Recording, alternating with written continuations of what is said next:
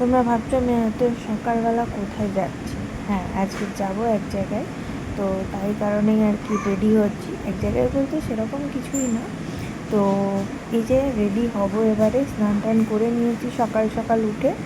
আর ওদিকে আমার বড় রেডি হচ্ছে, ও যাবে ডিউটি। তো দুজনে একসাথেই বেরোবো, তার কারণ তাড়াতাড়ি রেডি হয়ে নিই।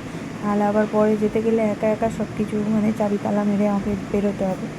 তো এই যে আর কি তাড়াতাড়ি করে রেডি হচ্ছি। সব কিছু দেখো, বিছানা টিছানা কিছুই তুলিনি, একদম টায়াটায় ঘুম থেকে উঠেই স্নান টান করে রেডি হতে শুরু করে দিয়েছি। তো আর ওর টিফিন আমি গুছিয়ে রেখেছিলাম কালকেই, একেবারে রান্না করে ওর টিফিন মানে ভাত আর তরকারি ওই ফ্রিজে রেখে দিয়েছিলাম। তো ওটা ও নিয়ে চলে যাবে। আর সকালবেলা দুজনে একটু চা আর বিস্কুট খেয়ে নিয়েছি। তো মোটামুটি ও গিয়ে ক্যান্টিনেও খেতে পারবে কিছু, আর টিফিনটা তো দিয়েই দিয়েছি। আর এদিকে দেখো লাস্ট মুহূর্তে আমি পুরো জামাটা চেঞ্জ করে নিয়েছি, জানি না কি মন হলো। আর এদিকে এই যে ও ভালো করে ক্রিম টিম মাখছে আর কি।